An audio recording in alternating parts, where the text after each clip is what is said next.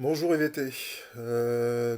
Comme je l'ai dit hier de mémoire, je vais essayer de vous faire une petite vidéo pas trop longue pour vous expliquer comment je prends mes trades swing, long terme, voire très long terme. On va plutôt se cantonner sur du long terme. Alors quand je dis long terme, hein, ça va de quoi? De 2-3 jours à quelques semaines. Après, les très long termes sur plusieurs mois, c'est très rare. C'est plus sur l'action que je fais ça. Mais sur l'indice et Forex, je fais ce que j'appelle long terme, c'est quelques jours à plusieurs semaines. Mais l'intérêt de la chose, c'est de pouvoir tenir justement, et pas juste couper au bout de quelques heures. Donc c'est une méthode que j'applique aussi bien sur le Forex, beaucoup le Forex comme vous avez pu le voir. Je l'applique sur les indices, je vous montrerai le trade d'eau. Et je l'applique aussi sur les cryptos. Et je l'applique aussi sur les actions. Mais là, j'essaye en général de faire du très long terme. Donc je vais essayer de revenir sur le trade ZD que j'ai fait la semaine dernière, donc, ou cette semaine on va dire, où je l'ai pris sur ce niveau-là, ce niveau reverse que je vais descendre, je vais remonter dans les unités de temps, mais je l'ai pris à la clôture, il me semble, de cette bougie-là, et je l'ai accompagné sur toute la descente, donc c'est-à-dire entre le 8 février et le 23 février. Donc vous voyez, ça fait plusieurs jours de trade. Tranquille, je vais vous expliquer comment je l'ai pris, où j'ai pris un TP, comment je prends mes TP, comment je mets mon SL, comment je me mets VE, à quel moment, etc. Si vous regardez bien, je fais brièvement, je passe en mensuel. On s'aperçoit en mensuel que on a un canal montant mensuel qui a été cassé ici au mois de novembre 2020. Mais si on dézoome encore un peu, on s'aperçoit surtout qu'on est dans un range avec un excès en bas, un excès en haut. Mais on va dire de août 2016, non pardon, juillet 2017 jusqu'à aujourd'hui, voilà, on a un range là, d'accord. Donc bas de range, haut de range, bas de range, haut de range. Bon bah on achète, on essaie de trouver pour acheter en bas et on essaye de vendre en haut. C'est ce que j'ai fait ni plus ni moins sur l'euro NZD cette semaine. Donc quand je passe en semaine, voilà ce qui se passe. Je retrouve mes tracés, mes supports, mes résistances en marron. Marron c'est mensuel, orange c'est semaine, weekly. D'accord. Donc en semaine on est arrivé là-haut, j'ai pas fait la montée, ce qui est dommage, mais enfin bon c'est comme ça, j'ai pas fait la montée. J'ai pas cherché non plus à rentrer dans la montée, j'aurais pu dire là, j'aurais pu essayer de rentrer là sur un pullback, je vous montrerai après, mais bon, j'ai pas fait la montée, c'est pas grave. Je préfère louper un trade que me prendre la tête. Une fois arrivé là-haut, en weekly, j'ai vu que ben, cette semaine-là, on est arrivé le vendredi, on avait fait le point haut, donc je me suis dit à partir de lundi, je vais surveiller. Donc je passe en journalier. En journalier, donc là, ici, donc le 7 février. Le 7 février, on était quoi? Donc normalement, un lundi, voilà. On était un lundi.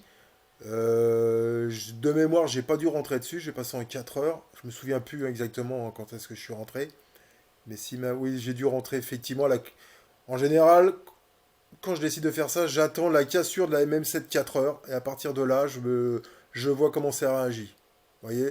Là, on était donc 3 heures du matin, donc je dormais, donc j'ai rien regardé du tout, hein. Mais par contre, à partir de 7 heures, j'ai vu qu'il y avait déjà une clôture H4 sous la MM7.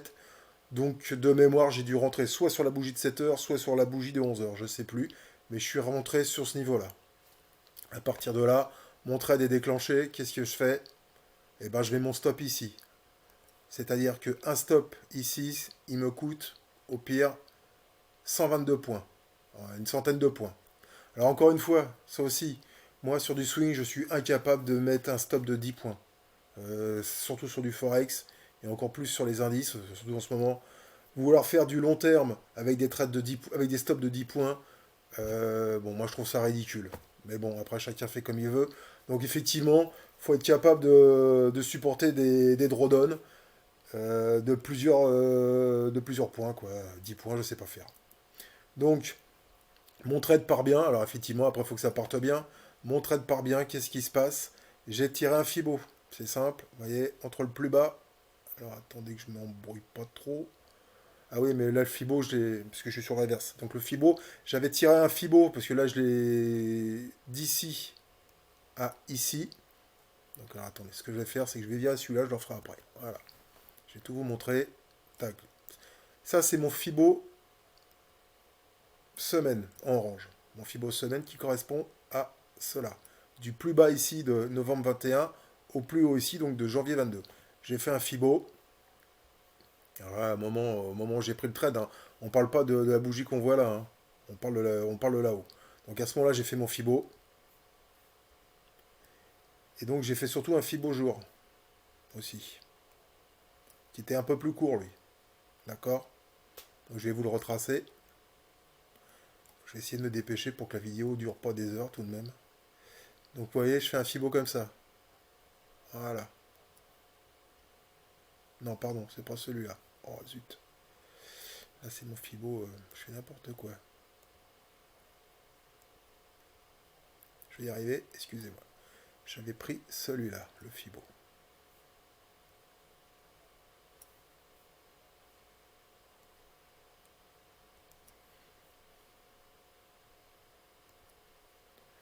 Voilà. Et donc, quand j'ai pris le trade en 4 heures, je me remets en 4 heures.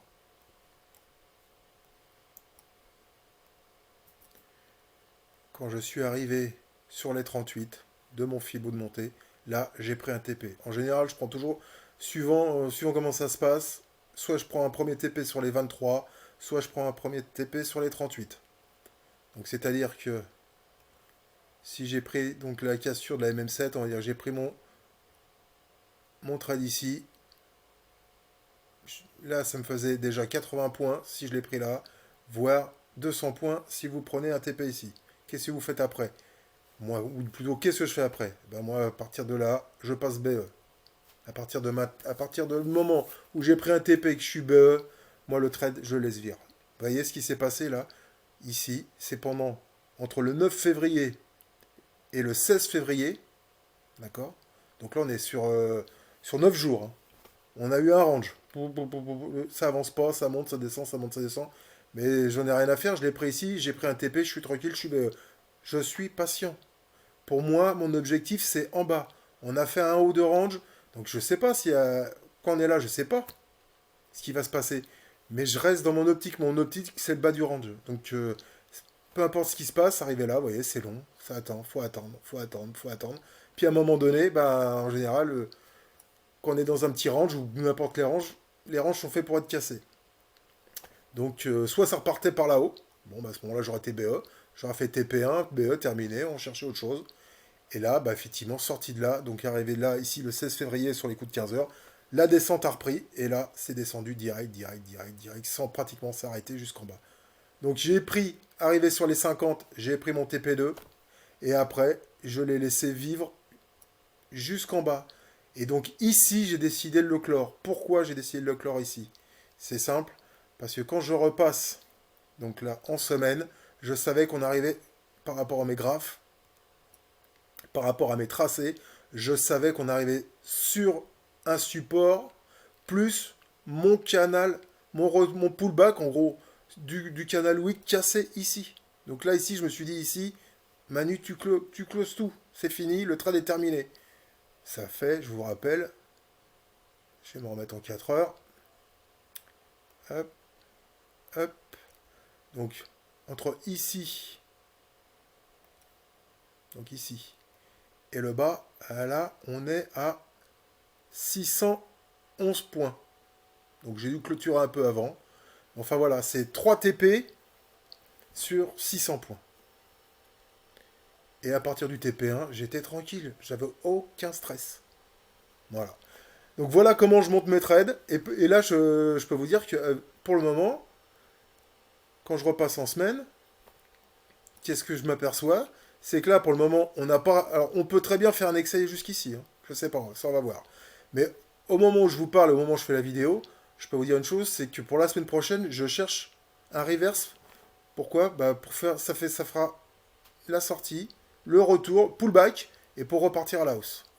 Donc pour le moment, la semaine prochaine, sur l'euro NZD, je vais chercher à l'acheter. D'ailleurs, j'ai commencé. Mais bon, pour le moment, c'est pas simple, avec ce qui se passe, la guerre et tout, c'est pas simple en ce moment. Mais en tout état de cause, vous voyez, on est arrivé ici, une petite bougie verte. Là, hier, vendredi, on a fait un doji. je peux vous dire que lundi matin, quand je vais me lever, je vais voir ce qui se passe. Là, on a un double top décalé. Donc pour le moment, tout est fait pour partir à la hausse. Mais j'oublie pas que si je l'achète, pour faire ceci, ici je vais me retrouver avec le combo H4. Mais si je le prends déjà à ce niveau-là, on sera, on sera à une centaine de points. Ça sera un très bon TP1. Et je mettrai BE. Voilà. Sachant que là, on a donc en journée, en jour, on se retrouve, quand je zoome, donc le bas de Canal Week en orange, le pullback, on repart, mais on va avoir ici, on va avoir des soucis ici. Vous voyez? C'est clair. C'est qu'ici, on a le canal daily qui a été cassé. On va voir la MM7 daily. Et donc maintenant, ça, je le supprime. Parce que ça n'a plus de raison d'être. Je refais un fibo donc de la descente. Voilà, comme ça. Et donc, arrivé ici, qu'est-ce qu'on va avoir en plus? Du combo H4, l'ancien canal daily cassé, la MM7 daily et mon 23.6. Donc je peux vous dire que si ça part ici à 23.6, je prendrai un TP. Je prends un TP, je me mets BE. Et puis après, on verra. Si on arrive sur les 50, je prendrai mon TP2. Et puis ben, on verra si on remonte là-haut, tout simplement. Et si on remonte là-haut, je prendrai mon TP3, je clôturerai le trade. Voilà, c'est pas plus compliqué que ça, la manière dont je prends mes trades. Et si vous regardez son frangin, parce que moi je les appelle les frangins, l'euro AUD, on est exactement dans la même configuration. Donc si je rentre sur l'euro NZD, je rentrerai sûrement aussi sur l'euro AUD. Et en plus sur l'euro AUD, il faut que je me dépêche, je sais pas combien je suis. Sur l'euro AUD, j'ai ceci qui est sur le point d'être validé. Faut que je me mette.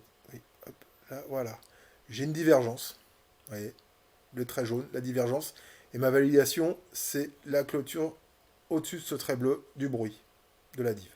Donc c'est fort probable que lundi matin, quand je vais me lever vers 6, 7, 5, 6 heures, suivant comme vous savez que j'achète direct.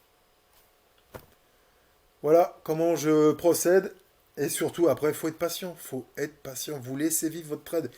Du moment que vous avez fait votre TP1, après, ben, vous laissez faire. Qu'est-ce que ça vous coûte de le laisser? Ça vous coûte rien du tout. Et pour revenir un peu sur le Dow Jones, comment j'ai pris le Dow Jones en cette fin de semaine, eh ben c'est le même principe. Vous voyez, là je suis en weekly.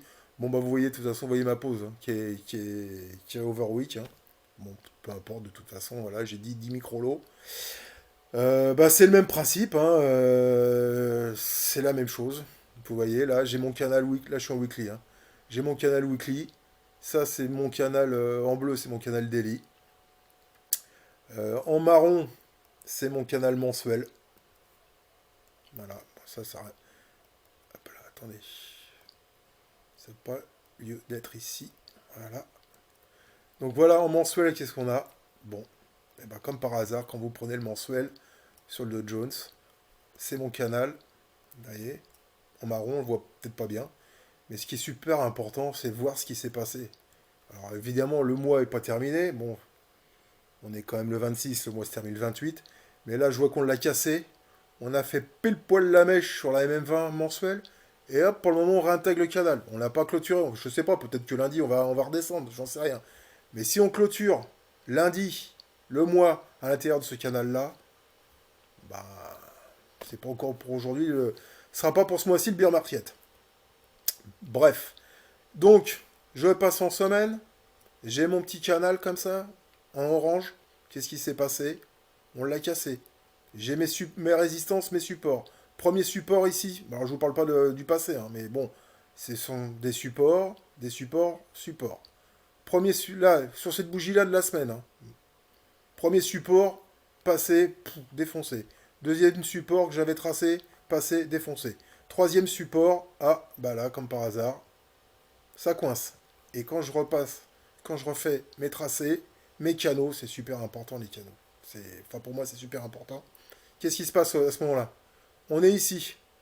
À partir de là, je trace un canal. Pourquoi? Un, 2, 3 points. J'ai 3 points, je peux commencer à dessiner un canal. Je dessine mon canal. Alors pour dessiner un canal, c'est pareil. Hein. Ceux qui ont TradingView, c'est tout simple. Moi, je fais comme ça. Hein. Vous allez là-dessus, il y a marqué canal parallèle. Vous tracez vos points là. Voilà, vous l'amenez là. Vous lâchez et vous le reportez. Ici. Voilà. Au moment où j'ai tracé ce canal, je vous rappelle, on était à peu près comme Novette là. Hein. Donc 1 point, 2 points, 3 points, je fais mon canal. Les jours se passent. Le bordel en Ukraine arrive. Et ici, pile poil ici, comme par hasard, sur le bas de mon canal, sur le bas de mon support, que j'avais tracé depuis très longtemps, et le bas de mon canal, à ce moment-là, alors là on est en délit, hein, j'interviens pas là, mais qu'on arrive là, je me passe en 4 heures, voilà, en 4 heures, qu'est-ce qui se passe? Mon bas de canal, ici en bleu, vous le voyez, et ça je l'ai fait après, le canal H4. Mais au moment où on est ici, en 4 heures, j'ai pas fait mon canal encore. Bien que j'aurais pu, si j'avais dû le faire. Mais c'est pas, il n'est pas encore important ce moment-là. Ce qui est important, c'est ici, le bas de canal. Ici. Vous voyez bien, la bougie de 7 heures du mat, un doji. Après, ça bouge pas. Sur les 4 bougies 4 heures suivantes, ça bouge pas. Donc je descends plus bas.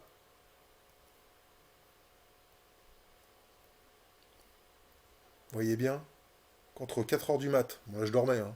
Moi je dormais en tous les cas. Entre 4 heures du mat et 8 heures, ça bouge pas. Ça monte, ça dépend, ça monte, ça descend.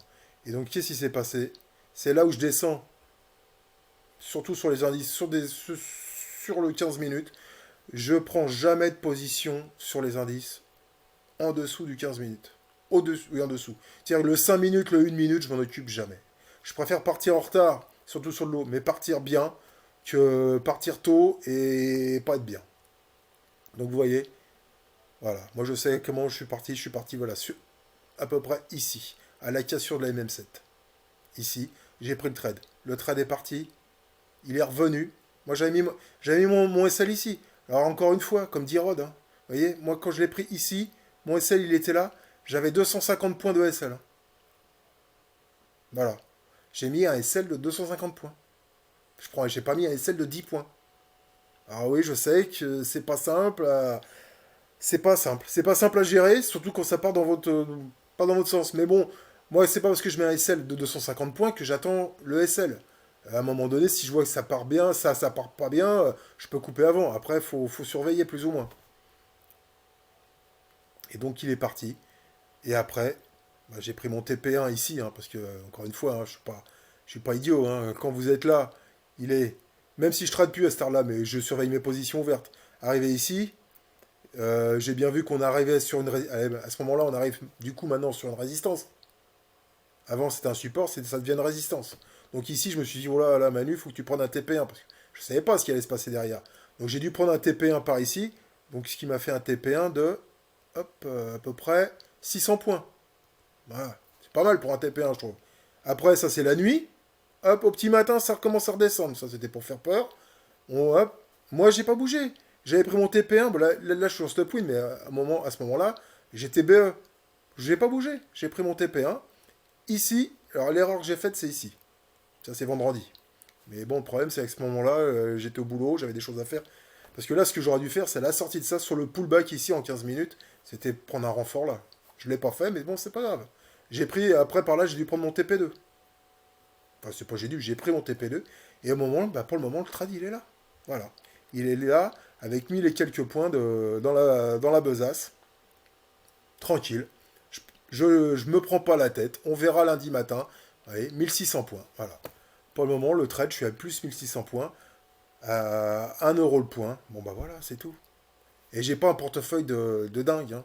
J'ai pas 500 000 ou 1 million de portefeuille. Hein. C'est clair. Je suis pas rod, moi.